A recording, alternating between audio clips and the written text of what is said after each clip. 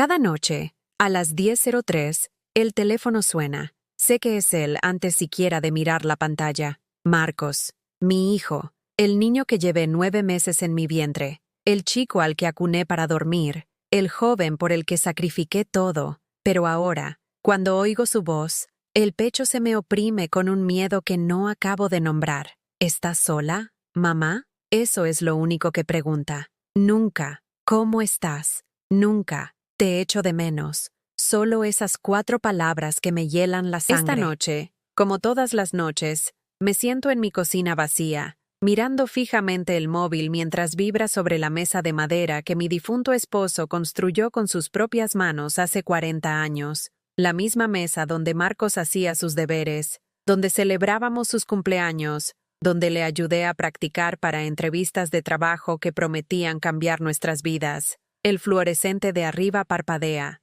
Lleva meses haciéndolo, pero no tengo dinero para arreglarlo. Todo en esta casa se está cayendo a pedazos, poco a poco, igual que la familia que solía llenar estas habitaciones de risas. El papel de pared se está despegando cerca del fregadero, mostrando parches de la pintura verde que Roberto eligió cuando nos mudamos por primera vez. Entonces, pensamos que esta casa vería a nuestros nietos corriendo por sus pasillos. Pensamos que el amor era suficiente para mantener a una familia unida. Me equivoqué. ¿Estás sola, mamá? Su voz me atraviesa los recuerdos como un cuchillo. Hay algo en su tono que no estaba antes, algo más oscuro, más urgente. Han pasado 6 meses desde que se mudó, llevándose consigo no solo sus pertenencias, sino miles de euros de la cuenta de ahorro que teníamos para emergencias, la cuenta que tenía el dinero del seguro de vida de mi esposo, la cuenta que se suponía que me mantendría a salvo en mi vejez, pero nunca puse una denuncia. ¿Cómo iba a hacerlo? Es mi hijo. Miro alrededor de mi cocina, asimilando el silencio que se ha convertido en mi compañero constante. El frigorífico entona su solitaria melodía, y puedo oír la televisión de la señora Torres a través de las paredes finas.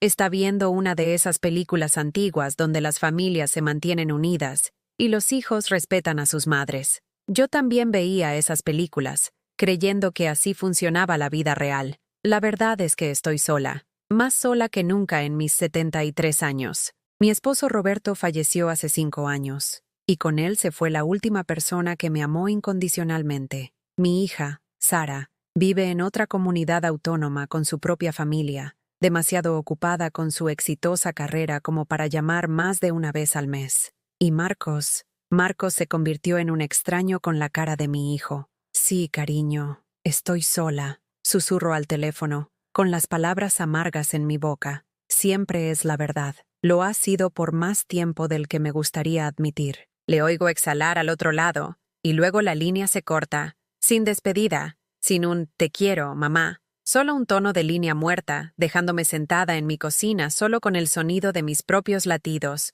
No era así como imaginaba mis años dorados. Cuando Roberto y yo compramos esta casa, cuando pintamos el cuarto del bebé de amarillo porque queríamos que fuera sorpresa, cuando plantamos el roble en el patio trasero que ahora se alza sobre la valla de nuestro vecino, hablábamos de envejecer rodeados de hijos y nietos. Nos imaginábamos cenas de domingo con la mesa llena, mañanas de fiesta con regalos esparcidos bajo el árbol, veranos con voces pequeñas que gritaban «¡Abuela! ¡Abuelo!» desde el jardín. En cambio, ceno sola cada noche. Las mismas comidas sencillas que estiran al máximo mi pensión de jubilación. En cambio, paso las fiestas viendo a otras familias en la televisión, preguntándome qué hice mal, dónde fallé como madre. En cambio, me quedo despierta por la noche, saltando con cada ruido, porque algo en la voz de Marcos me dice que estas llamadas no son solo para ver cómo estoy. Dicen que el amor de una madre es incondicional,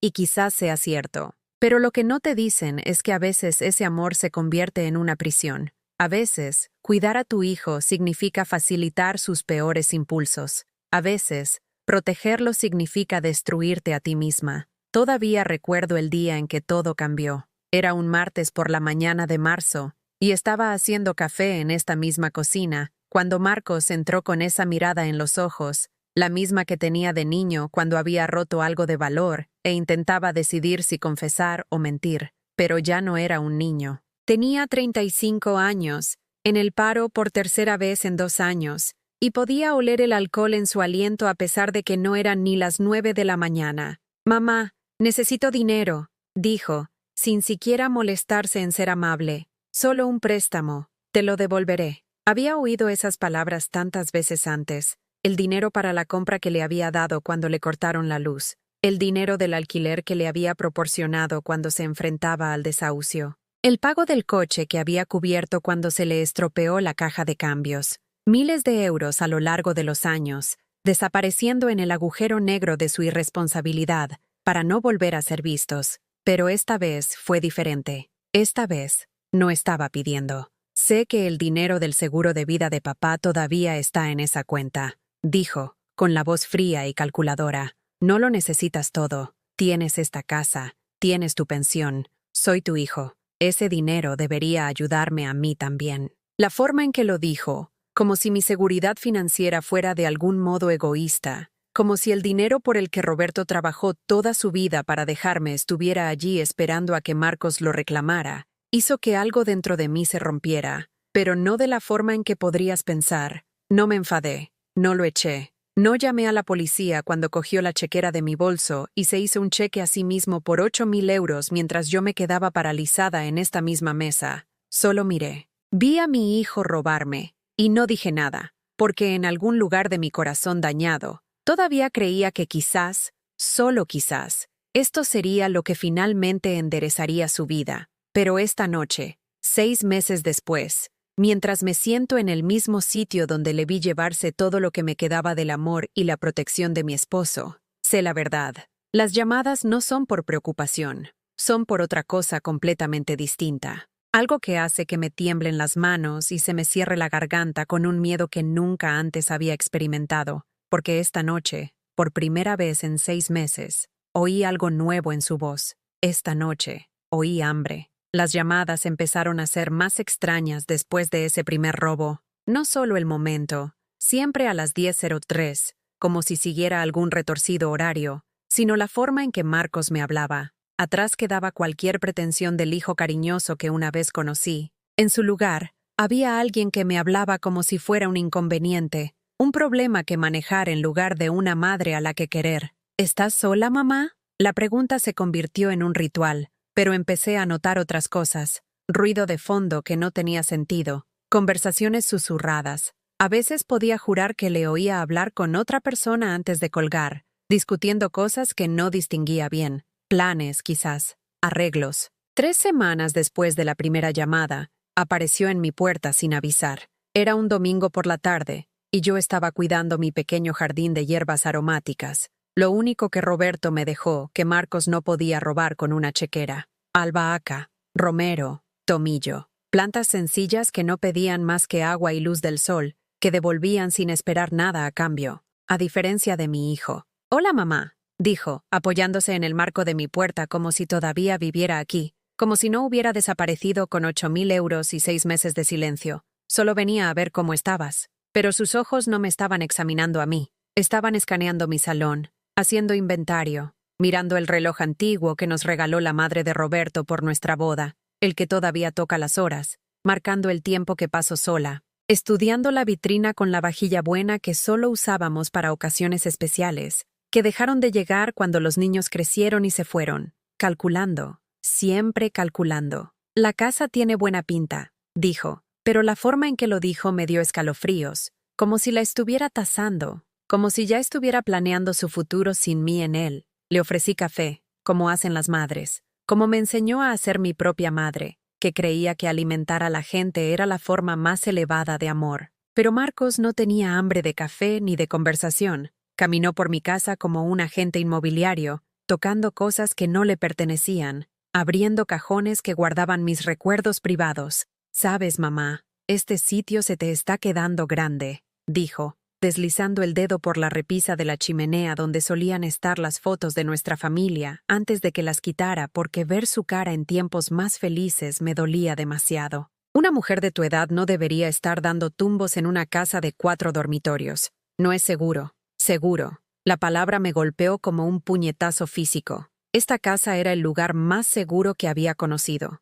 Dentro de estas paredes, Roberto y yo construimos una vida. Capeamos temporales, literales y metafóricos. Criamos 2 hijos, enterramos a 2 padres, celebramos aniversarios y lamentamos pérdidas. Cada rincón guardaba un recuerdo, cada habitación guardaba amor. Pero Marcos tenía razón en una cosa. Ya no era seguro, no por mi edad o mi capacidad para mantenerla, sino porque él sabía dónde vivía, porque tenía una llave que yo nunca le había pedido que devolviera, porque en algún lugar de su mente retorcida ya estaba haciendo planes para mi futuro que no incluían mi consentimiento. Estoy bien aquí, le dije, pero mi voz sonó débil incluso para mí. Esta es mi casa. Él sonrió entonces, pero no era la sonrisa que recordaba de su infancia. Era fría, ensayada, la sonrisa de alguien que había aprendido a manipular emociones para beneficio personal. Por supuesto que lo es, mamá.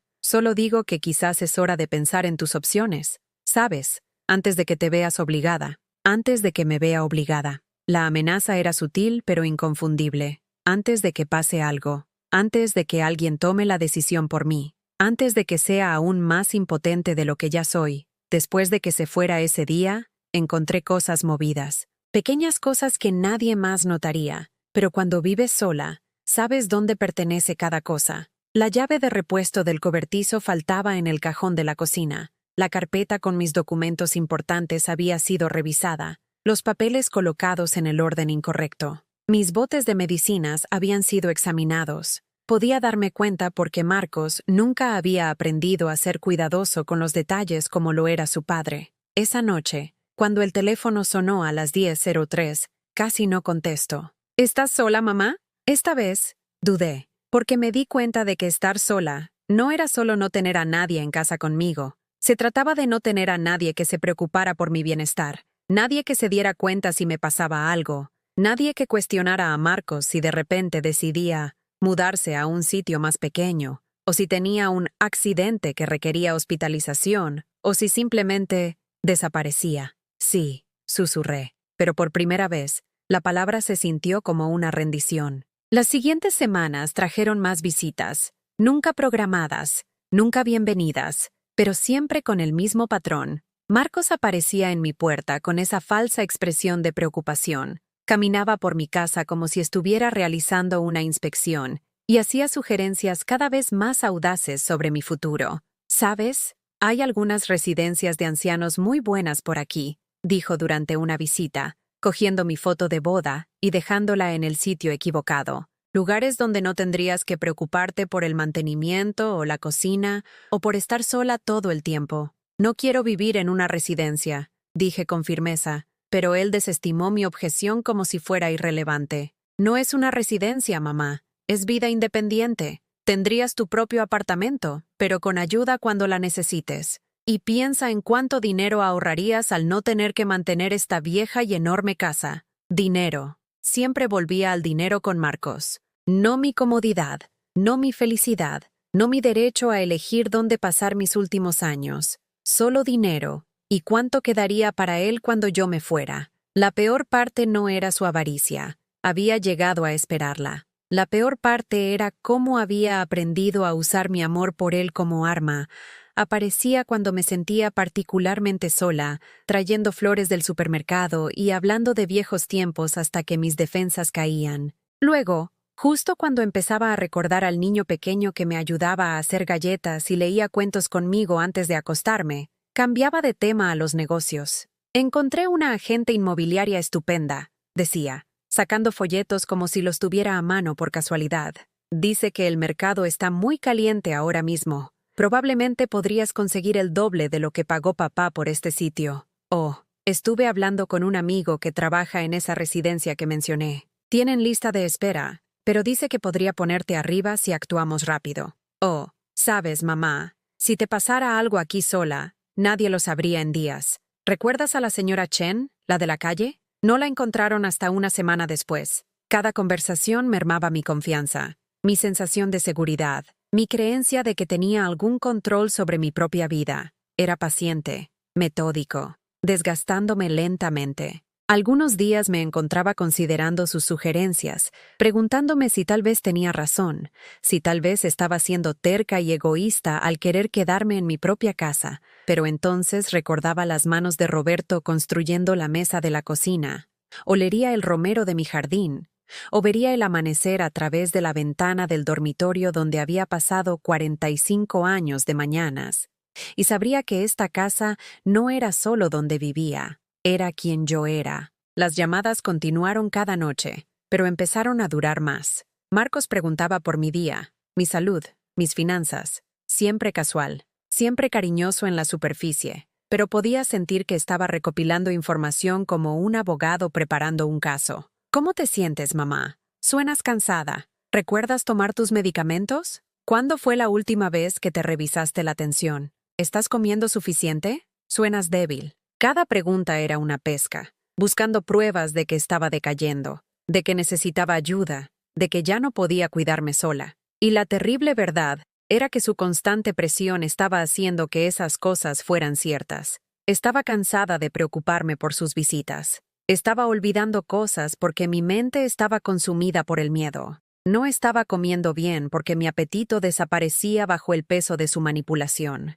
Marcos estaba destruyendo lenta y sistemáticamente mi paz mental, y luego usando mi angustia como prueba de que tenía razón sobre mi incapacidad para vivir de forma independiente. Era brillante en su crueldad, y me daba vergüenza admitir que por un tiempo estaba funcionando. El día que me di cuenta de que me había vuelto invisible en mi propia vida fue el día en que Marcos trajo a su novia a mi casa sin preguntar. Se llamaba Cristina, y caminó por mi hogar como si ya estuviera planeando las reformas. Veinteañera, rubia, con el tipo de confianza que viene de no haber tenido que luchar por nada importante. «Ay, Dios mío, Marcos, este sitio tiene tanto potencial», dijo, deslizando sus dedos bien cuidados por las encimeras de mi cocina, las mismas encimeras donde había amasado pan durante 40 años, donde había ayudado a mis hijos con los deberes, donde había sostenido la mano de Roberto durante su enfermedad final. Con algunas actualizaciones, esto podría valer mucho dinero.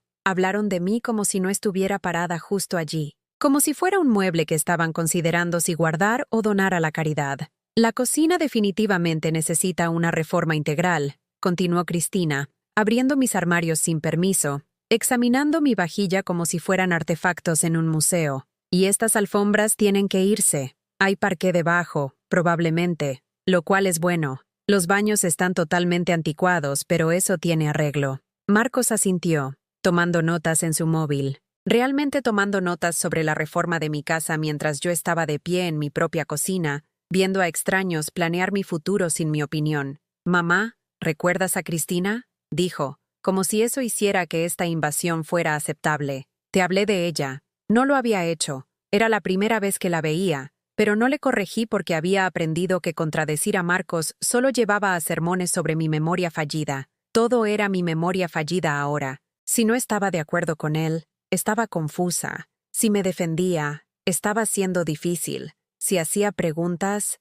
estaba siendo paranoica. Señora Vidal, Marcos me dice que está pensando en reducir el tamaño de la casa, dijo Cristina con una sonrisa que nunca llegó a sus ojos. Eso es muy inteligente. Mi abuela esperó demasiado para tomar esa decisión, y fue muy duro para toda la familia. Quise decirle que yo no era su abuela, que no estaba pensando en reducir el tamaño, que esta era mi casa y que me iría cuando estuviera lista. Pero las palabras se me quedaron atascadas en la garganta porque pude ver a Marcos observándome, esperando a que dijera algo que pudiera usar como prueba de mi condición deteriorada. En cambio, les ofrecí café, porque eso es lo que haces cuando eres madre, incluso cuando tu hijo te está traicionando, incluso cuando extraños están parados en tu cocina planeando robarte la vida. «Oh, no podemos quedarnos mucho», dijo Cristina, dirigiéndose ya al salón. «Solo queríamos tomar algunas medidas». Medidas. Estaban midiendo mi casa,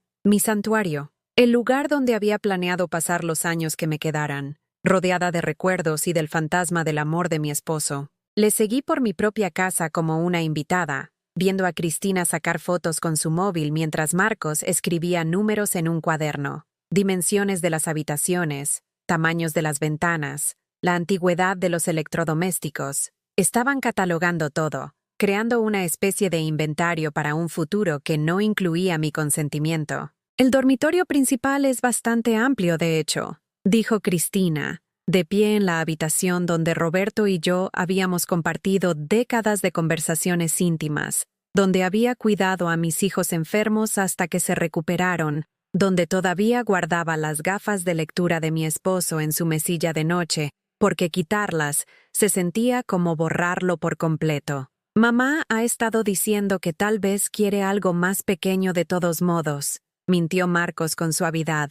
¿Verdad, mamá? Ambos me miraron entonces, esperando mi respuesta. Cristina con educada expectación, Marcos con un desafío en sus ojos que me advertía que estuviera de acuerdo. Y me encontré asintiendo, traicionando mi propia verdad, porque la alternativa, enfrentarme a mi hijo delante de su novia, se sintió más aterradora que esta lenta rendición de mi autonomía. Sí, me oí decir, algo más pequeño podría ser, más fácil. La palabra me supo a veneno en la boca, pero Cristina aplaudió como si acabara de anunciar una noticia maravillosa. ¿Ves? Te dije que sería práctica al respecto, le dijo a Marcos. La gente mayor suele serlo, una vez que lo piensan bien. Gente mayor, como si yo fuera una categoría en lugar de una persona. Como si haber cumplido 73 años me hubiera descalificado de alguna manera para tener opiniones sobre mi propia vida. Después de que se fueran, me senté en el salón e intenté recordar cuándo había dejado de ser Elena Vidal, esposa, madre, ser humano individual con pensamientos y sentimientos y derechos, y me había convertido solo en mamá para Marcos y gente mayor para todos los demás. ¿Cuándo se había vuelto mi voz tan baja que ni siquiera yo podía oírla ya? La llamada esa noche fue diferente. Marcos sonaba emocionado, enérgico, de una manera que me revolvió el estómago con pavor. ¿Estás sola, mamá? Sí. Bien. Escucha, Cristina y yo estuvimos hablando, y creemos que encontramos el lugar perfecto para ti. Es una comunidad de jubilados muy agradable a unos 20 minutos de aquí. Vida independiente, pero con servicios de apoyo, si los necesitas. Incluso tienen lista de espera. Pero Cristina conoce a alguien que trabaja allí. Por supuesto que sí. Cristina parecía conocer a alguien en todas partes. Gente que podía acelerar mi desplazamiento. Gente que podía ayudar a Marcos a conseguir lo que quería más rápido. No he dicho que quiera mudarme, dije en voz baja, pero Marcos pasó por encima de mi objeción. Mamá, ambos sabemos que esta casa se te está haciendo demasiado grande. Y sinceramente, no es segura. ¿Qué pasa si te caes?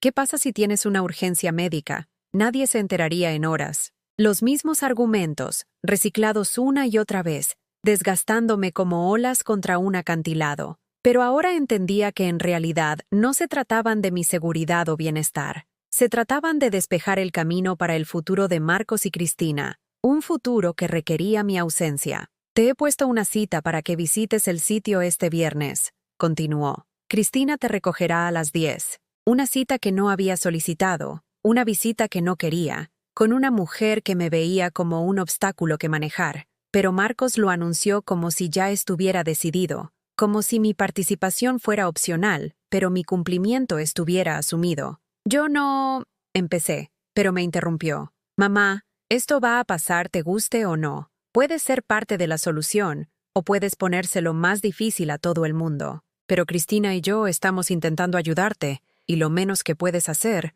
es mirar tus opciones. ¿Te guste o no? Las palabras quedaron flotando en el aire después de que colgó, resonando en mi casa vacía como una sentencia de muerte. Mi opinión no importaba. Mis sentimientos eran irrelevantes. Mis deseos eran solo obstáculos que superar o ignorar. El viernes llegó demasiado pronto. Cristina llegó precisamente a las 10, vestida como si fuera a una reunión de negocios en lugar de ayudar a una mujer mayor a visitar una residencia. Conducía un coche que costaba más de lo que yo había gastado en nada, excepto esta casa, y habló durante todo el trayecto de 20 minutos sobre lo afortunada que era de tener un hijo tan atento. Marcos solo quiere lo mejor para ti, dijo, mirándome por el espejo retrovisor como si yo fuera una niña a la que llevaban al médico. No duerme pensando en ti sola en esa casa tan grande. Es muy dulce lo mucho que se preocupa. Dulce. Llamó dulce a su manipulación, sus mentiras sobre mi condición,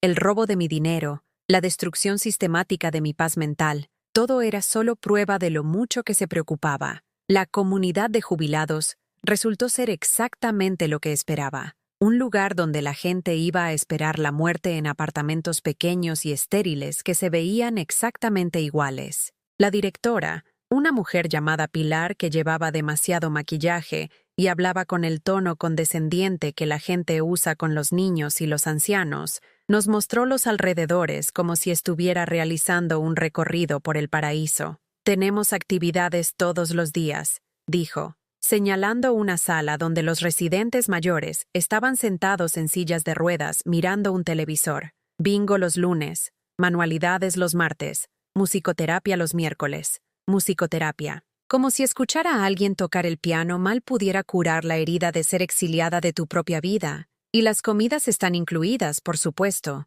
3 comidas nutritivas al día, más aperitivos. Ya no tiene que preocuparse por ir a la compra o cocinar. No más elegir lo que quería comer, o cuándo quería comerlo. No más cultivar hierbas en mi jardín o hacer la sopa favorita de Roberto en días fríos. No más independencia disfrazada de conveniencia. Los apartamentos están diseñados para la seguridad y la comodidad, continuó Pilar, abriendo la puerta de una pequeña unidad que se sentía más como una habitación de hotel que como un hogar. Superficies fáciles de limpiar, barras de apoyo en el baño, botones de llamada de emergencia en cada habitación. El apartamento estaba limpio, era eficiente y completamente sin alma. Paredes beige, moqueta beige, muebles beige que parecían haber sido elegidos por un comité para no ofender a nadie e inspirar nada. Una cocina americana con microondas y mini nevera, como si la capacidad de cocinar comidas de verdad fuera demasiado peligrosa para personas de mi edad. Una sola ventana que daba al aparcamiento, donde los visitantes podían estacionar temporalmente antes de regresar a sus vidas reales. «¿Qué le parece, señora Vidal?», preguntó Pilar con entusiasmo profesional. ¿No es perfecto para alguien en su situación? Mi situación, ser mayor, estar sola, no ser querida por la única familia que me quedaba, ser expulsada de mi propia vida por personas que decían amarme. Es muy bonito, mentí, porque había aprendido que la honestidad solo conducía a sermones sobre mi actitud o mi resistencia al cambio, porque Cristina estaba allí de pie observándome, lista para informar a Marcos sobre lo irracional que estaba haciendo. Porque en algún momento del camino había olvidado que tenía derecho a decir que no. La solicitud para la comunidad de jubilados apareció en la mesa de mi cocina 3 días después. Yo no la había puesto allí. Marcos había entrado solo mientras yo estaba en el supermercado, el único lugar donde todavía me sentía normal. Todavía me sentía como una persona tomando decisiones sobre mi propia vida, incluso si esas decisiones se limitaban a qué marca de sopa podía permitirme. Los formularios ya estaban parcialmente rellenados. Mi nombre, mi dirección, mi fecha de nacimiento, todo escrito con la letra cuidadosa de Marcos, como si yo fuera incapaz de escribir mi propio nombre, como si mi firma en documentos sobre mi propio futuro fuera solo una formalidad que él podía manejar por mí. Al pie de la primera página había una nota adhesiva amarilla con la letra burbujeante de Cristina. «Solo necesitamos su firma, señora Vidal». ¡Qué emoción por su nueva aventura! Una aventura. Mudarme de la casa donde había pasado la mayor parte de mi vida adulta, dejando atrás cada recuerdo de mi esposo, abandonando el jardín que habíamos plantado juntos. Todo era solo una aventura para ella, como si me fuera de vacaciones en lugar de ser exiliada de todo lo que me hacía sentir humana.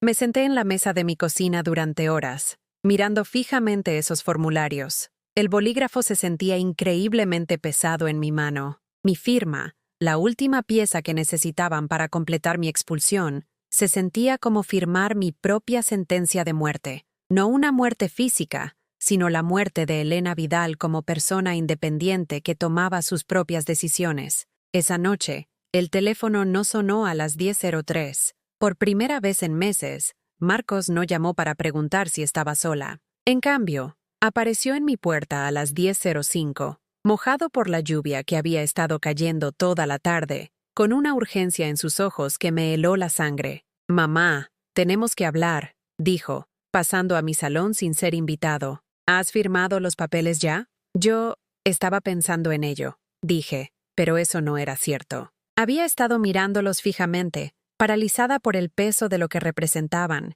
incapaz de firmar, pero igualmente incapaz de tirarlos porque estaba demasiado cansada para seguir luchando. Pensando en ello, su voz tenía un tono que nunca antes había escuchado. Mamá, el apartamento no va a esperar para siempre. Hay otras personas que quieren esa plaza. Tienes que decidirte. Pero ambos sabíamos que la decisión ya había sido tomada por mí. Marcos no estaba pidiendo mi elección, estaba exigiendo mi cooperación con su plan. No quiero irme de mi casa, dije en voz baja. Las palabras apenas un susurro, pero de alguna manera lo más fuerte que había dicho en meses. Marcos se rió, pero no había humor en ello. Mamá, mira a tu alrededor. Mira de verdad. El papel de pared se está despegando. El techo tiene goteras. La caldera es más vieja que yo. Este sitio se está cayendo a pedazos, igual que... Se detuvo, pero yo sabía lo que iba a decir. Igual que yo, igual que su madre, que era demasiado vieja y estaba demasiado rota para merecer una elección sobre dónde pasar sus últimos años.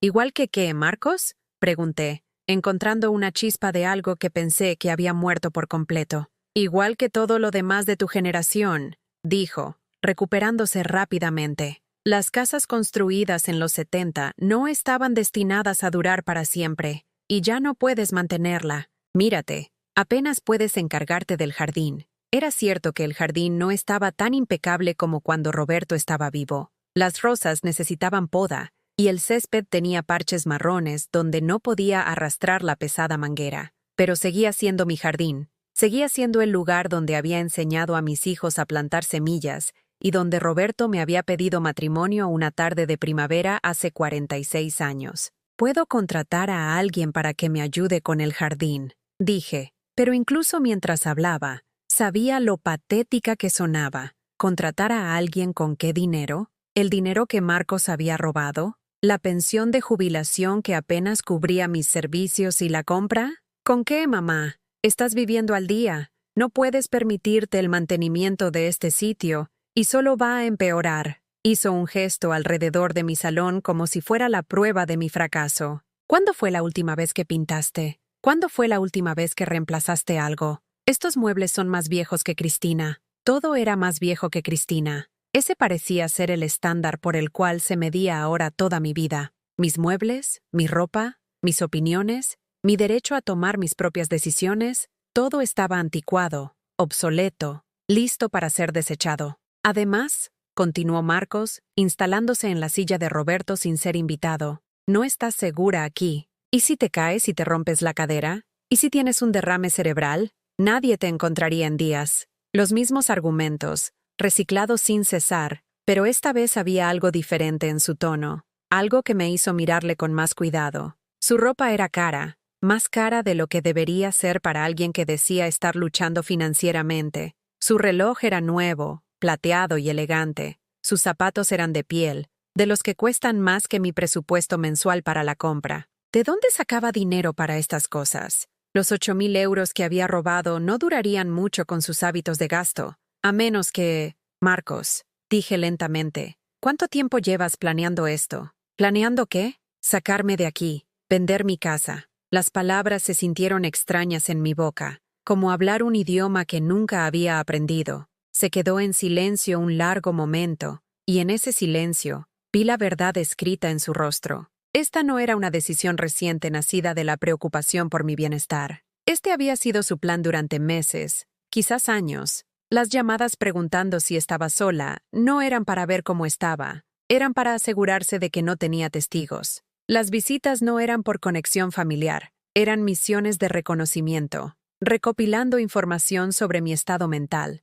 mi situación financiera, mi vulnerabilidad. No importa cuánto tiempo, dijo finalmente. Lo que importa es que es lo correcto. Para todos. Para todos. Lo que significa para él y Cristina, que probablemente ya estaban planeando cómo gastar el dinero de la venta de mi casa, que ya habían decidido cómo sería mi futuro sin molestarse en preguntar lo que yo quería. Esa noche, después de que Marcos se fuera con los papeles sin firmar y la promesa de volver al día siguiente a por mi firma, hice algo que no había hecho desde el funeral de Roberto. Lloré. No las lágrimas tranquilas y dignas del duelo, sino los sollozos rotos y jadeantes de alguien cuyo espíritu había sido sistemáticamente destruido por las personas que se suponía que más la amaban. Lloré por la mujer que solía ser, que tenía opiniones y sueños y el coraje de expresarlos. Lloré por la madre que había sacrificado todo por sus hijos, solo para descubrir que el amor no te protegía de la traición.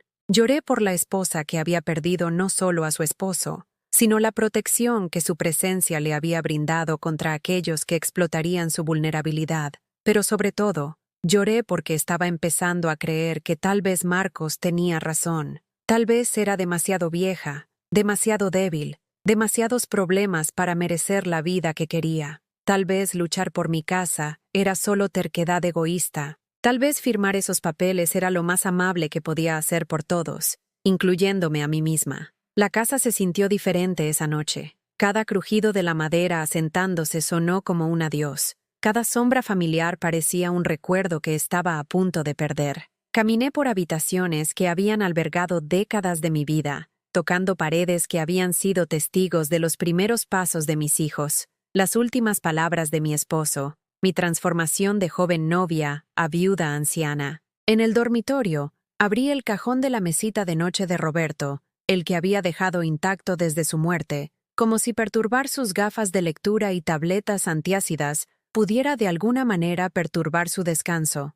Dentro, debajo de los artículos habituales, encontré algo que había olvidado. Una carta que me había escrito en nuestro 20º aniversario. Mi queridísima Elena, comenzaba con su letra cuidadosa. Eres más fuerte de lo que crees, más valiente de lo que te sientes, y más amada de lo que jamás podrías imaginar. Si alguna vez me pasa algo, prométeme que no permitirás que nadie te convenza de que eres menos que extraordinaria. Sostuve esa carta contra mi pecho e intenté recordar lo que se sentía ser extraordinaria, ser fuerte, ser valiente. Las palabras se sintieron como mensajes de otra vida, otra mujer que había existido antes de que el miedo, la soledad y la manipulación la hubieran desgastado hasta casi la nada. Pero incluso mientras sostenía las palabras de Roberto, podía sentir que me estaba yendo. La mujer que él había amado y en la que había creído estaba desapareciendo, reemplazada por alguien que estaba demasiado cansada para luchar,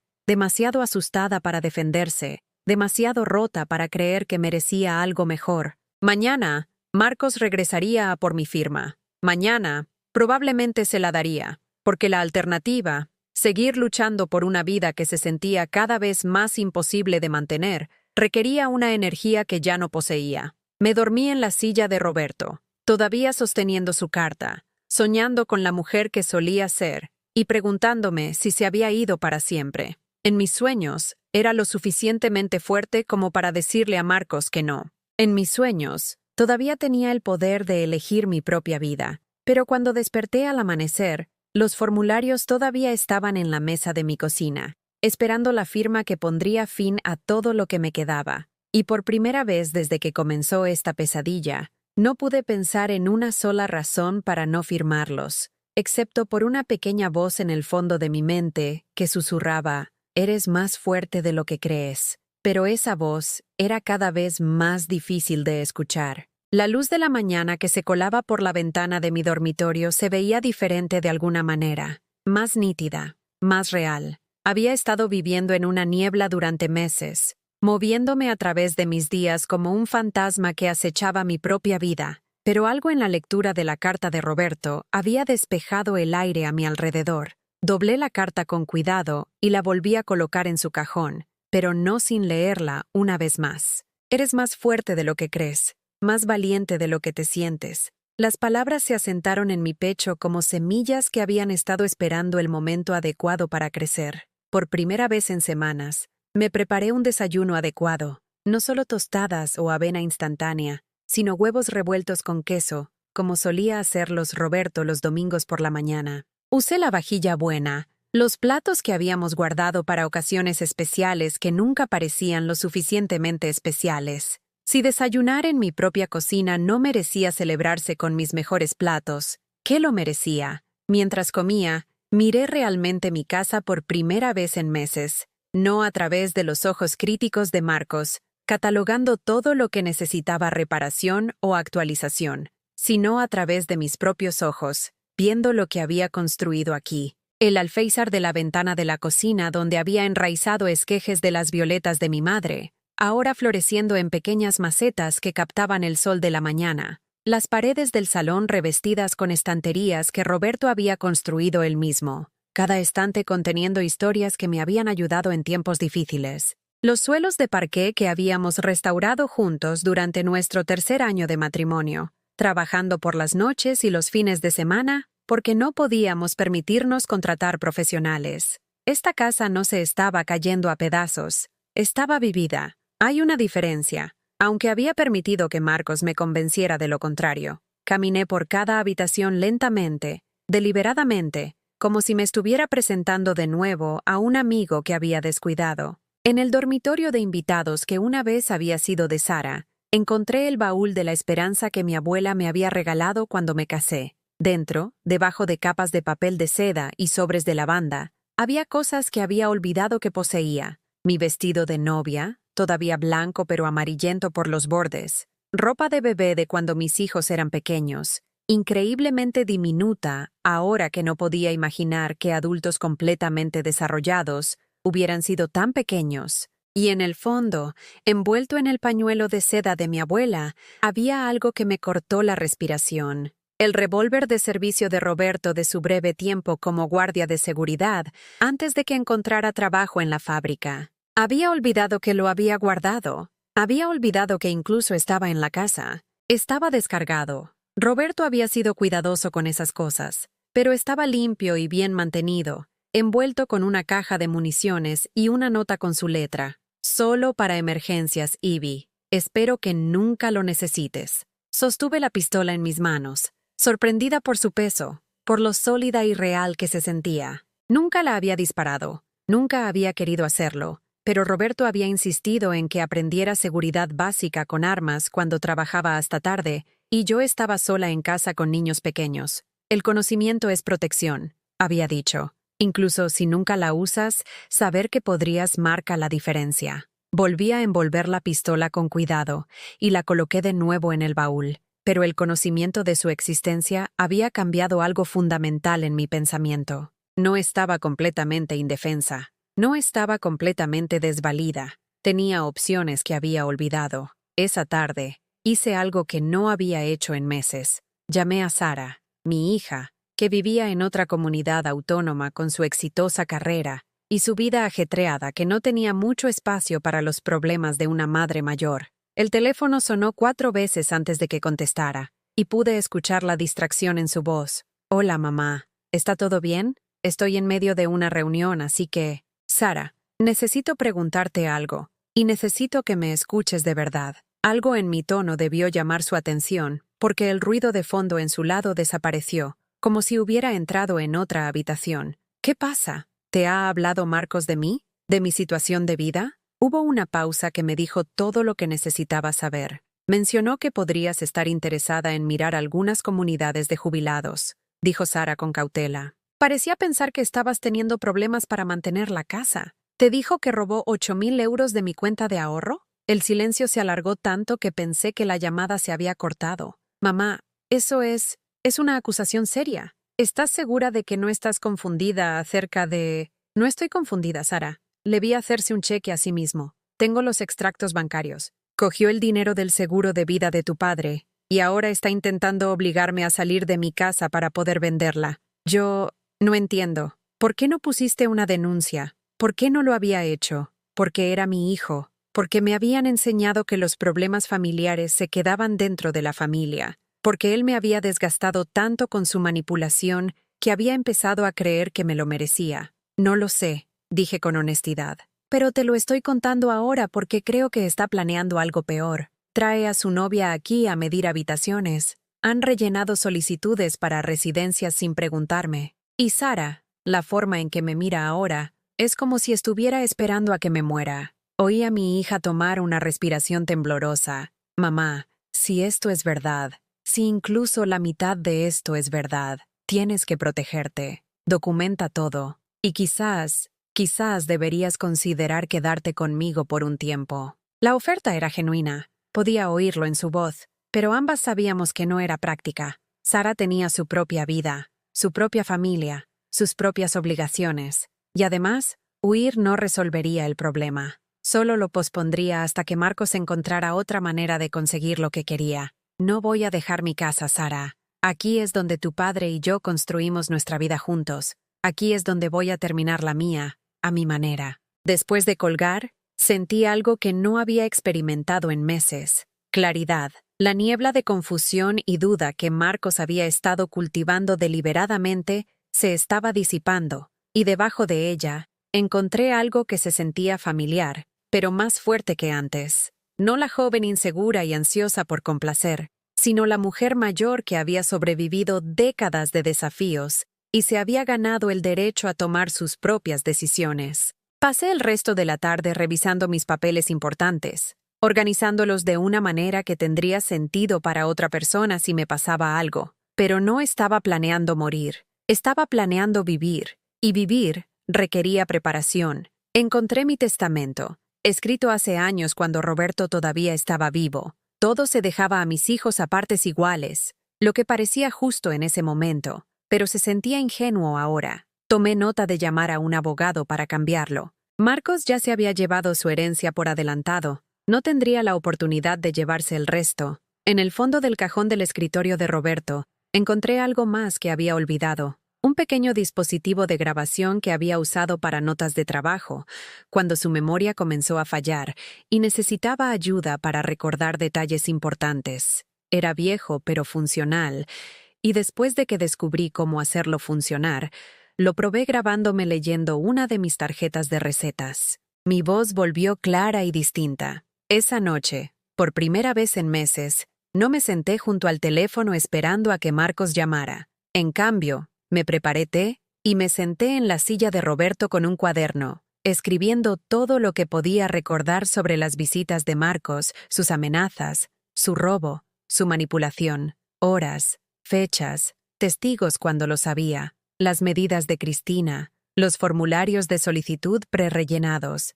las mentiras que le había dicho a Sara sobre mi condición. El patrón que surgió en el papel era feo pero claro. Abuso sistemático de una persona mayor por alguien en una posición de confianza. Escrito, documentado, parecía lo que era. No dinámicas familiares o diferencias generacionales, sino abuso financiero y emocional que sería reconocido como criminal por cualquiera que lo viera objetivamente. A las 10:03 el teléfono sonó. Lo dejé sonar 3 veces antes de contestar, usando esos segundos para serenarme, para recordar que ya no era la mujer rota que había estado contestando estas llamadas durante meses. ¿Estás sola, mamá? La pregunta que me había aterrorizado durante tanto tiempo ahora sonaba diferente en mis oídos. No una comprobación de mi bienestar, sino un depredador asegurándose de que su presa estuviera aislada. No preocupación, sino cálculo. Sí, dije, pero esta vez la palabra no se sintió como una rendición,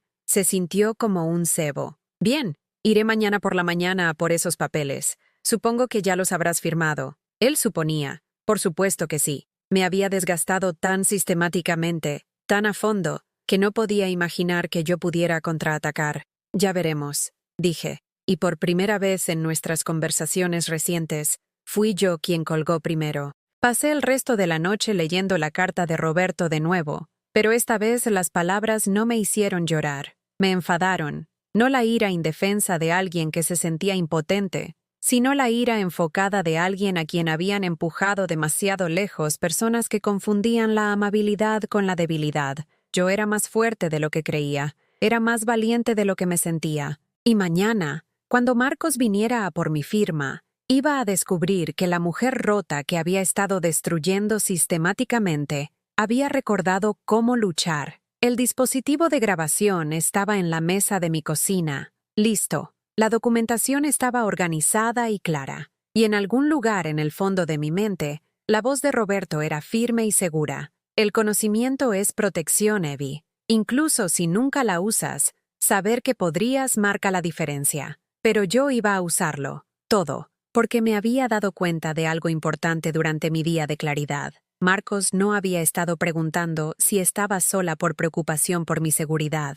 Había estado preguntando porque estaba planeando algo que requería que yo estuviera aislada e indefensa. Bueno, estaba sola, pero ya no estaba indefensa. Y mañana, él iba a descubrirlo. Me desperté antes del amanecer, lo cual era inusual en mí estos días. Durante meses, el sueño había sido mi único escape de la tortura psicológica de Marcos, pero esta mañana se sintió diferente. No me estaba escondiendo del día que se avecinaba, me estaba preparando para él. Hice café en la taza favorita de Roberto, la que tenía un desconchón en el asa, que él se había negado a dejarme tirar. Todavía aguanta café perfectamente, solía decir. Un pequeño daño no hace que algo sea inútil. Ahora entendía por qué ese recuerdo se sentía tan importante hoy. A las 7 de la mañana, tenía todo dispuesto exactamente como quería. El dispositivo de grabación estaba metido en el bolsillo de mi chaqueta, probado y listo. La documentación que había organizado la noche anterior estaba en una pila ordenada en el escritorio de Roberto, cada prueba claramente etiquetada con fechas y descripciones. Los formularios de solicitud que Marcos esperaba que firmara permanecían en la mesa de la cocina, pero yo había hecho algunas adiciones que él no esperaría. Había escrito mi propia nota en los márgenes, con la misma letra cuidadosa que mi madre me había enseñado hace 70 años, completado bajo coacción. La solicitante ha sido amenazada con la falta de vivienda y sometida a robo financiero por el familiar Marcos Vidal. Firma obtenida mediante coerción, no consentimiento. Que intente usar esos formularios ahora. La pistola permaneció en el baúl de la esperanza, envuelta en el pañuelo de mi abuela. No planeaba usarla. La violencia no era lo que yo era, incluso después de todo lo que Marcos había hecho. Pero saber que estaba allí, saber que tenía esa opción final si las cosas iban terriblemente mal, me dio una confianza que no había sentido en meses. A las 8:30, llamé a mi banco. Hablar con un ser humano me llevó 20 minutos de menús automatizados y música de espera, pero finalmente llegué a una supervisora llamada Laura, que escuchó atentamente mientras le explicaba mi situación. Señora Vidal, quiero asegurarme de que entiendo correctamente, dijo Laura después de que terminé. ¿Está diciendo que alguien con acceso a su cuenta conjunta retiró 8.000 euros sin su conocimiento o consentimiento? Eso es correcto. Mi hijo falsificó mi firma en un cheque a su nombre. ¿Y tiene documentación de esto? Miré los extractos bancarios extendidos sobre la mesa de mi cocina. Sí, tengo el cheque cancelado con la firma falsificada, y puedo probar que no es mi letra. Señora Vidal, lo que está describiendo es fraude bancario y abuso financiero a una persona mayor.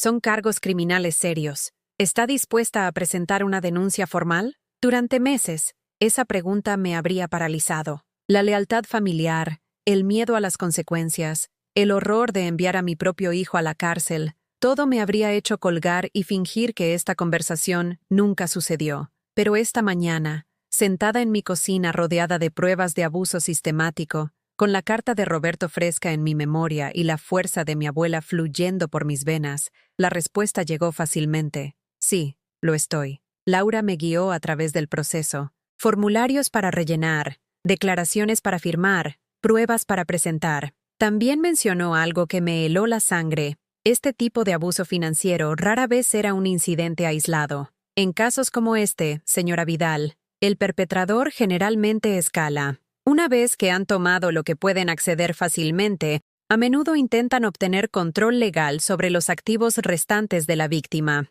¿Alguien la ha presionado para que firme documentos de poder notarial o cambie su testamento? Pensé en los formularios de solicitud en mi mesa, en la creciente urgencia de Marcos, en Cristina midiendo mis habitaciones como si ya estuviera planeando la reforma. Todavía no, dije, pero creo que eso se avecina. Le recomiendo encarecidamente que se ponga en contacto también con servicios sociales. Ellos pueden ayudarla a crear un plan de seguridad y conectarla con recursos legales. Y, señora Vidal, documente todo a partir de ahora. Fechas, horas, testigos, exactamente lo que se dijo. Si esto escala, necesitará pruebas. Después de colgar con el banco, llamé a servicios sociales. El trabajador de admisiones, un joven llamado Daniel que habló con amabilidad profesional, programó una visita a domicilio para la semana siguiente. Pero cuando describí el patrón de Marcos de aparecer sin avisar y sus crecientes amenazas,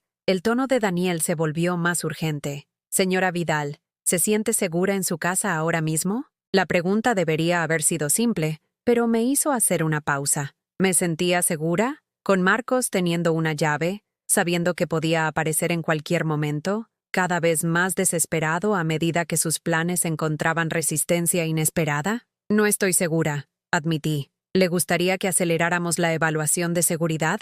Podría enviar a alguien esta misma tarde. Déjeme pensarlo. Le devolveré la llamada. Pasé la siguiente hora caminando por mi casa, viéndola a través de nuevos ojos. La puerta trasera que se atascaba y requería un fuerte tirón para abrirse correctamente. Marcos lo sabía. La llave de repuesto escondida debajo de la maceta junto al garaje. Él me había visto usarla innumerables veces. El hecho de que mi dormitorio estuviera en la planta baja, fácilmente accesible a través de la ventana que no cerraba bien, porque el mecanismo había estado roto durante años. Todas estas pequeñas vulnerabilidades que venían con vivir en una casa antigua, que yo había aceptado como inconvenientes menores, de repente se sintieron como enormes agujeros de seguridad. ¿Cómo había sido tan ingenua? ¿Cómo había vivido aquí durante meses, sabiendo que Marcos se estaba volviendo más desesperado e inestable, sin tomar precauciones básicas para mi propia seguridad?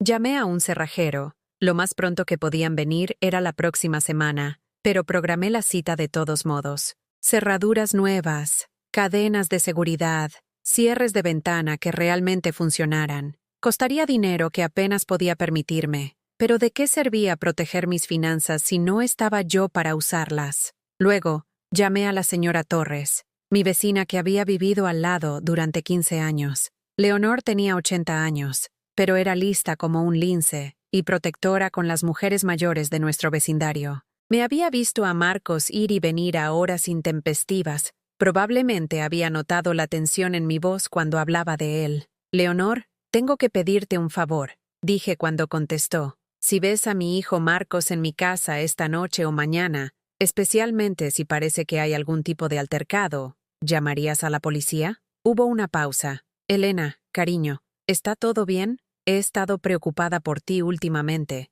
Pareces diferente». Diferente. Quería decir rota, asustada, disminuida. La forma en que las víctimas de abuso siempre parecían ante los vecinos observadores a los que les importaba lo suficiente como para darse cuenta. «Voy a estar bien», dije, y por primera vez en meses, lo creí. «Pero necesito resolver un asunto familiar, y tal vez necesite un testigo para asegurarme de que se mantenga en términos civiles». «Por supuesto, querida». «¿Y Elena? Si necesitas un lugar donde quedarte esta noche, siempre serás bienvenida aquí». La oferta me conmovió más de lo que podía expresar. Después de meses de sentirme completamente aislada, descubrir que tenía aliados, incluso vecinos con los que apenas había hablado más allá de las cortesía, se sintió como encontrar agua en un desierto. Al caer la tarde, tenía todo en su sitio. La denuncia por fraude bancario estaba presentada. Servicios sociales estaba al tanto de mi situación. Mi vecina estaba en alerta.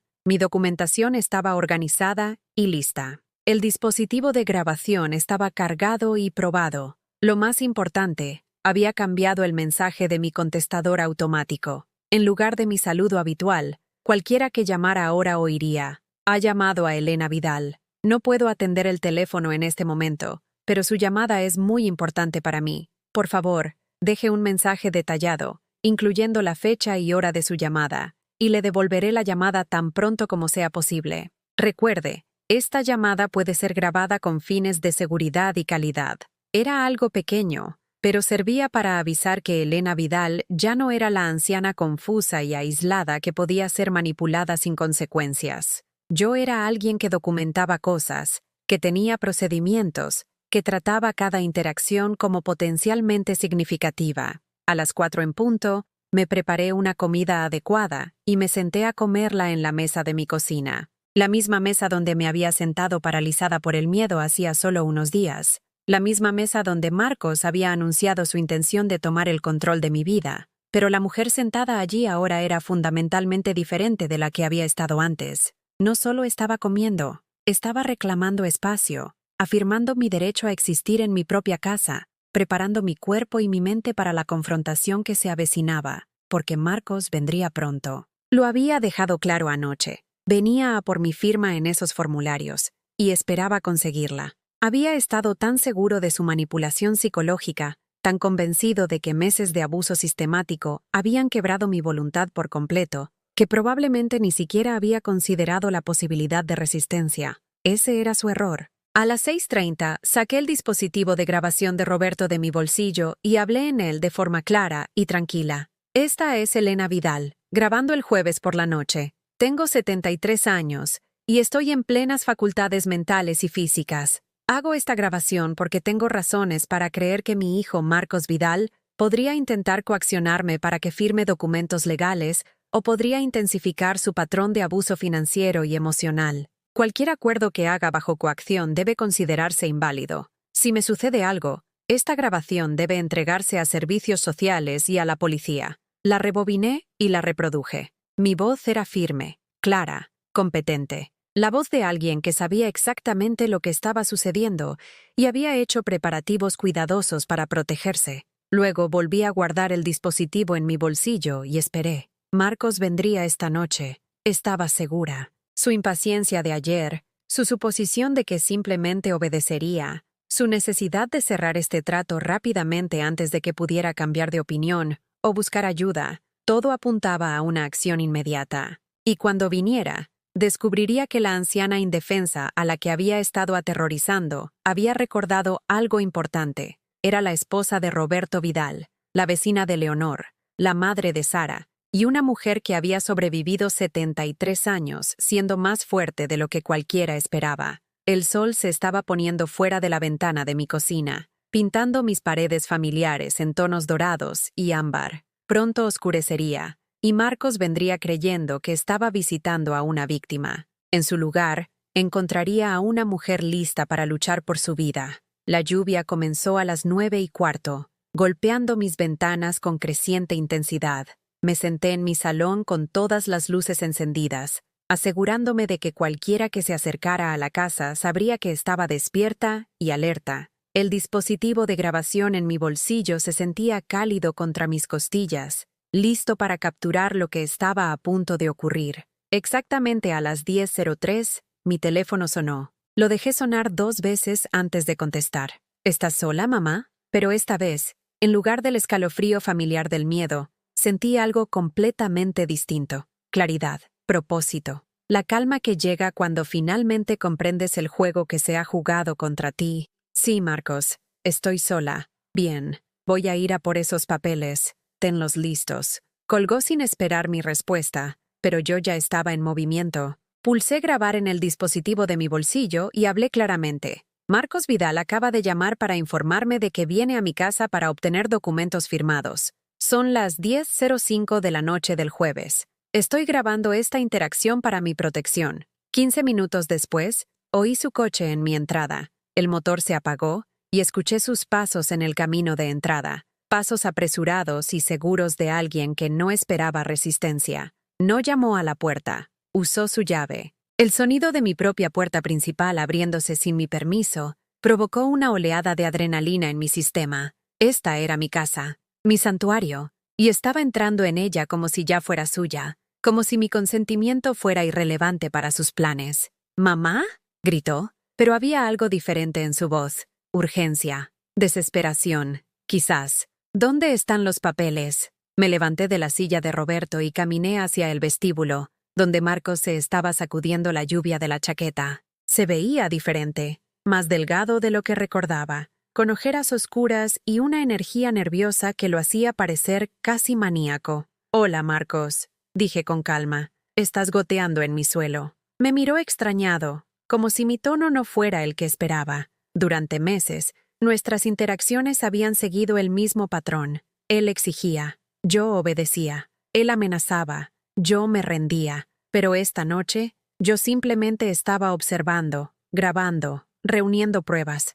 «Los papeles, mamá. ¿Los firmaste?» «Los miré», dije, lo cual era cierto. «Están en la mesa de la cocina». Pasó a mi lado hacia la cocina, y lo seguí a un ritmo medido, sin prisas, sin ansiedad. Solo una mujer en su propia casa, observando a un individuo perturbado revelar su verdadera naturaleza. Cuando vio los formularios en la mesa, se paralizó. Los había dejado exactamente donde él esperaría, pero mis adiciones eran claramente visibles. Las notas sobre coacción, las declaraciones sobre la presión, la documentación cuidadosa de su abuso financiero. «¿Qué demonios es esto?», dijo, elevando la voz. «¿Qué escribiste en esto?». La verdad, dije simplemente, que estos formularios se completaron bajo amenaza, que me has estado robando y que cualquier firma obtenida mediante intimidación debe considerarse inválida. Su rostro pasó por varias emociones en rápida sucesión: confusión, ira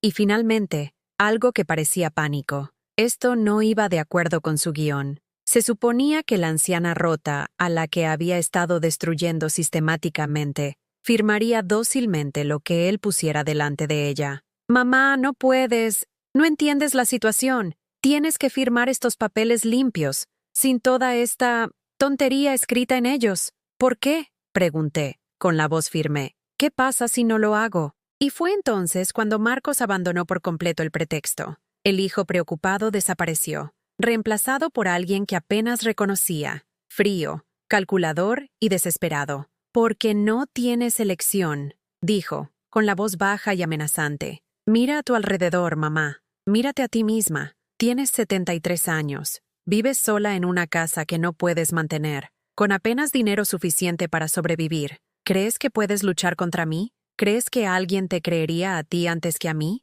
Sentí el dispositivo de grabación capturando cada palabra, cada amenaza, cada admisión de que esto nunca había sido por mi bienestar. «Creo que te sorprendería lo que la gente creería», dije en voz baja. «A nadie le importas». Las palabras explotaron de él con una crueldad que me hizo retroceder. Sara está demasiado ocupada con su propia vida para preocuparse por una madre que envejece y que está dando más problemas de lo que vale. Tus vecinos apenas saben que existes. No tienes amigos, ni sistema de apoyo, ni nadie que siquiera se diera cuenta si desaparecieras mañana. Cada palabra estaba diseñada para herir, para recordarme mi aislamiento y vulnerabilidad. Pero en lugar de aplastarme como lo habrían hecho hace semanas, revelaron algo importante. Marcos estaba más desesperado de lo que me había dado cuenta. Las personas que se sentían seguras de su posición no recurrían a este nivel de crueldad. «Así que esto es lo que va a pasar», continuó,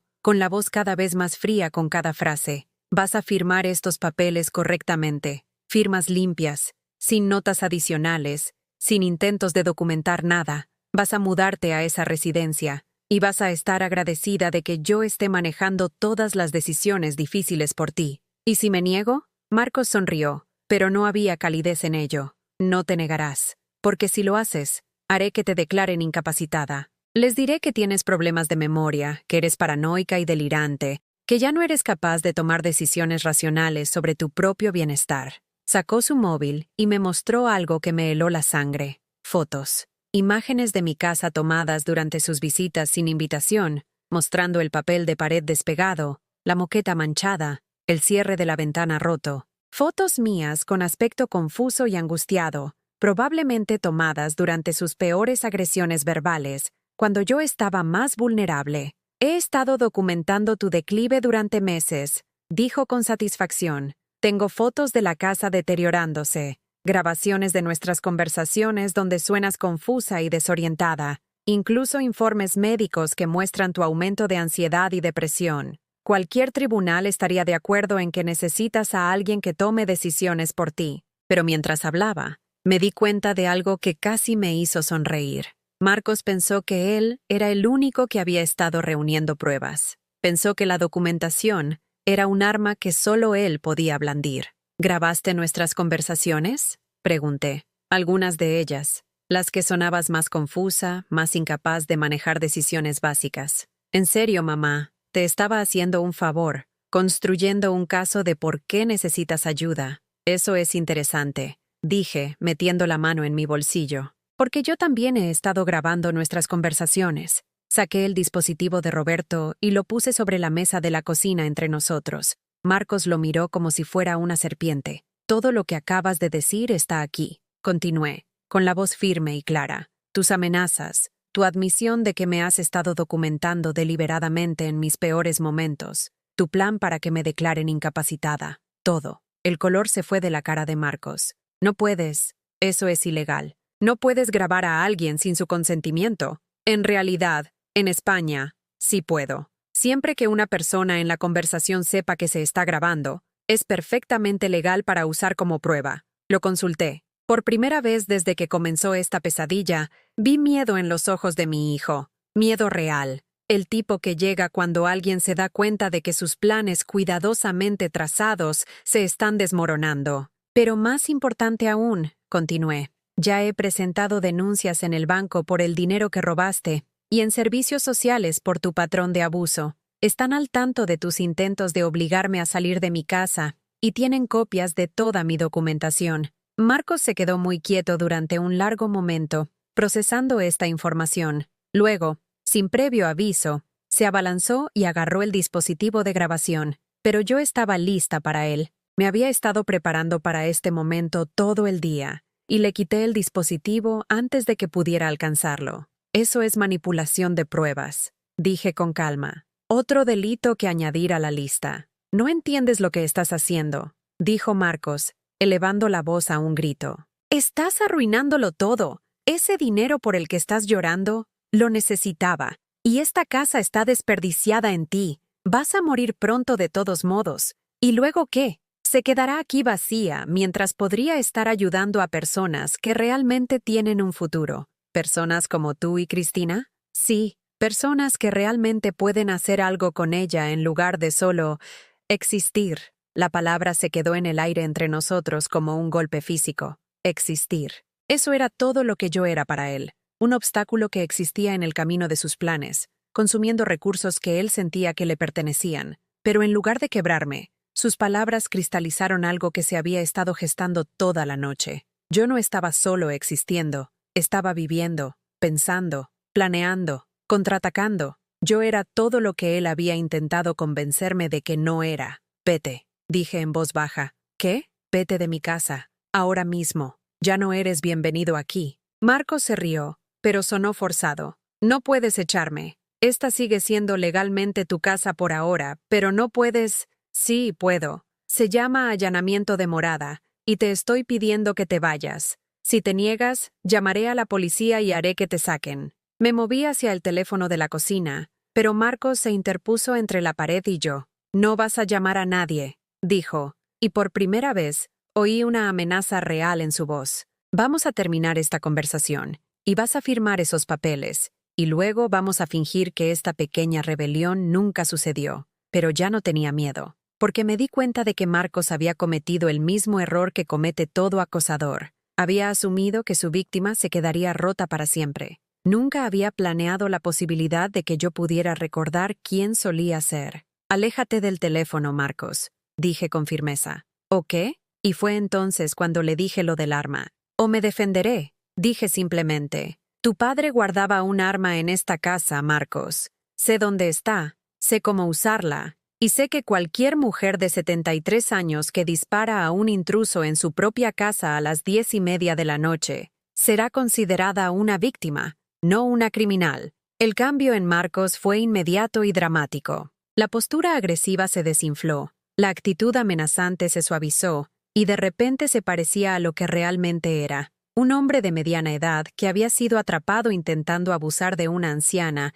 y se estaba quedando sin opciones. «Mamá, ¿no lo dices en serio? ¿En realidad no lo haría?», pregunté, y algo en mi voz debió convencerle de que lo haría absolutamente. Hace unos meses habrías tenido razón.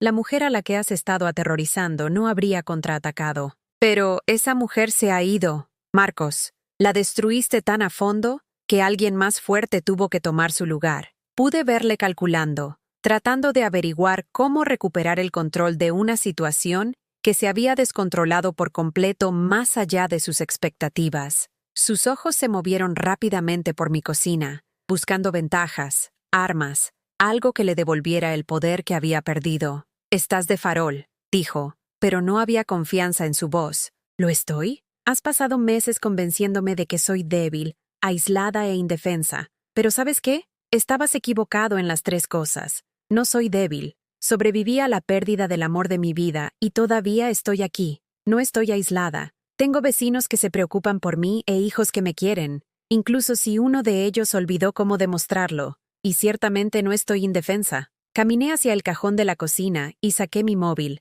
manteniendo mis ojos en Marcos todo el tiempo. «Ahora mismo. Voy a llamar a la policía. Les diré que mi hijo irrumpió en mi casa, me amenazó, intentó obligarme a firmar documentos legales bajo coacción y se negó a irse cuando se lo pedí. Tengo grabaciones de sus amenazas, documentación de su robo y un testigo al lado que ha estado vigilando precisamente por esta situación. La cara de Marcos pasó por una serie de expresiones: incredulidad, ira y finalmente algo que parecía casi respeto. «Realmente lo planeaste todo», dijo. «Planeé protegerme», corregí. «Planeé dejar de ser una víctima. Planeé recordar que soy un ser humano con derechos, no un recurso para que lo explotes». Comencé a marcar 112, pero Marcos levantó la mano. «Espera», dijo. «Solo, espera, déjame pensar». «No hay nada que pensar, Marcos. Me robaste, me amenazaste, intentaste forzarme a salir de mi casa. Estas no son cuestiones morales complicadas,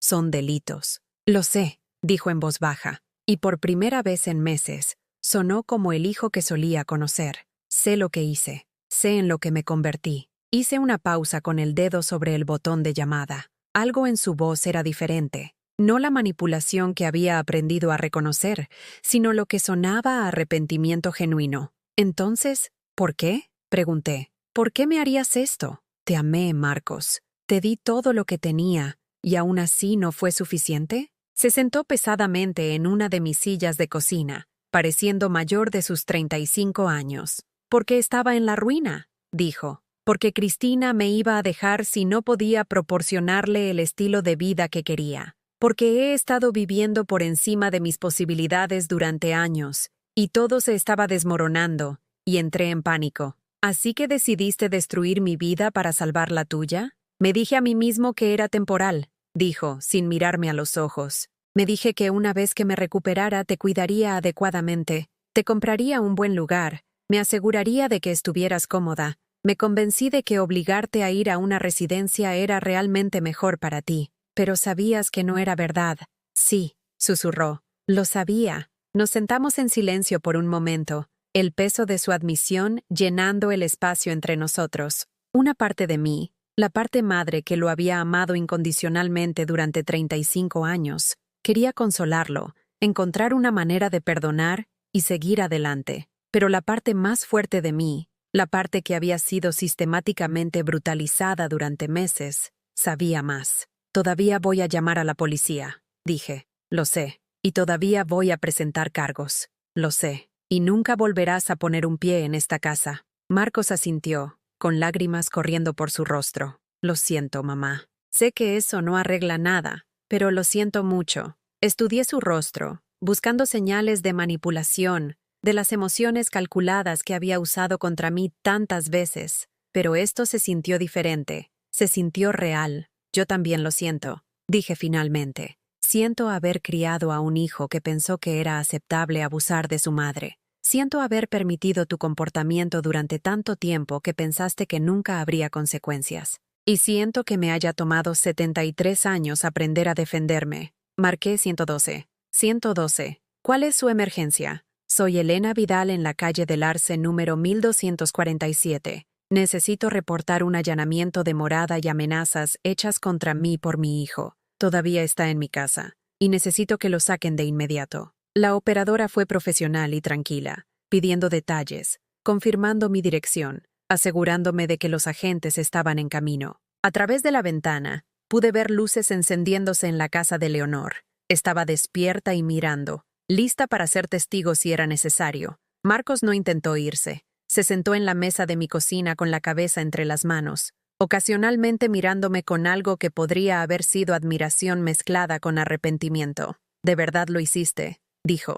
«De verdad contraatacaste. De verdad lo hice. Papá estaría orgulloso de ti». El comentario me golpeó más fuerte de lo que esperaba. Roberto estaría orgulloso, no solo de mi coraje en este momento, sino de mi decisión de reclamar la fuerza que él siempre había visto en mí, la fuerza que había olvidado que poseía. La policía llegó 12 minutos después. 2 agentes que claramente habían tratado con situaciones domésticas antes. Nos separaron de inmediato, tomando mi declaración en el salón mientras Marcos era interrogado en la cocina. Les di todo: el dispositivo de grabación, los extractos bancarios que mostraban el robo, la documentación que había preparado, las fotos en mi móvil de los formularios de solicitud prerellenados. La agente Rodríguez, una mujer de la edad de Sara con ojos amables y una actitud seria, escuchó todo sin juzgar. «Señora Vidal, Lo que está describiendo es un caso de libro de abuso a personas mayores, dijo. Explotación financiera, manipulación emocional, coacción con respecto a decisiones de vivienda. Vemos esto más a menudo de lo que la gente cree y, desafortunadamente, suelen ser miembros de la familia los perpetradores. ¿Qué pasa ahora? Arrestaremos a su hijo por cargos de abuso financiero a personas mayores, robo, allanamiento de morada y amenazas. El fiscal revisará el caso, pero con las pruebas que ha proporcionado, es muy probable que haya un procesamiento. A través del umbral de la cocina pude ver a Marcos siendo esposado. No se resistió, no discutió, no intentó salirse con la suya. Simplemente se quedó allí aceptando las consecuencias de sus elecciones con una resignación que podría haber sido alivio. Mientras lo guiaban hacia la puerta principal, se detuvo y me miró. «¿Mamá? ¿Me perdonarás alguna vez?» Pensé en eso durante un largo momento. El perdón era complicado cuando la persona que te había herido era tu propio hijo. El amor no desaparecía solo porque la confianza se hubiera roto. Tal vez algún día, dije con honestidad, pero el perdón no es lo mismo que olvidar, y no es lo mismo que permitirte volver a mi vida. Tomaste decisiones, Marcos. Ahora tienes que vivir con ellas. Asintió y permitió que los agentes lo acompañaran fuera de mi casa y fuera de mi vida. Después de que todos se fueron, me senté en mi cocina con una taza de té, escuchando los sonidos familiares de mi casa asentándose para la noche. Pero el silencio se sentía diferente ahora, no vacío o solitario, sino tranquilo, seguro. Llamé a Sara y se lo conté todo. Lloró, se disculpó por no creerme antes y prometió visitarme el fin de semana siguiente, no para ver cómo estaba o evaluar mi competencia, sino para pasar tiempo con su madre, que acababa de demostrar ser mucho más fuerte de lo que nadie le había dado crédito. 3 semanas después, Marcos se declaró culpable de todos los cargos. Fue sentenciado a 18 meses de prisión y se le ordenó pagar la restitución total. Cristina lo dejó el día después de su arresto, llevándose consigo el costoso estilo de vida que él me había estado robando para proporcionar. Usé el acuerdo del seguro para actualizar mi sistema de seguridad del hogar, reparar las cosas que realmente necesitaban arreglo, y puse el resto en una nueva cuenta a la que solo yo podía acceder. La casa que Marcos había afirmado que se estaba cayendo a pedazos resultó necesitar notablemente poco trabajo una vez que tuve los recursos para mantenerla adecuadamente. Pero el cambio más importante no fue en mi casa o en mi cuenta bancaria, fue en mí. Aprendí que estar sola no significaba ser impotente. Aprendí que las relaciones familiares podían reconstruirse sobre bases más saludables o terminarse por completo si era necesario. Aprendí que a los 73 años todavía era capaz de crecer, cambiar y luchar por la vida que quería. Lo más importante, aprendí que Roberto había tenido razón. Yo era más fuerte de lo que creía, más valiente de lo que me sentía y más amada de lo que jamás había imaginado. 6 meses después de esa terrible noche en mi cocina, me siento en la misma mesa donde Marcos intentó robar mi futuro, escribiendo notas de agradecimiento a las personas que me ayudaron a recuperar mi vida. Leonor, la de al lado, que nunca dudó en ofrecer apoyo. La agente Rodríguez, que me trató con dignidad y respeto. Daniel de Servicios Sociales, que me ayudó a comprender mis derechos y opciones. Y Sara, que llama todos los domingos ahora no para preguntar por mi condición deteriorada, sino para escuchar mis planes para la semana siguiente, porque ahora tengo planes. Tengo una vida que vale la pena vivir, una voz que vale la pena escuchar y un futuro que vale la pena proteger. Y si alguien alguna vez intenta quitármelo de nuevo, descubrirá que esta vez estoy lista para ellos.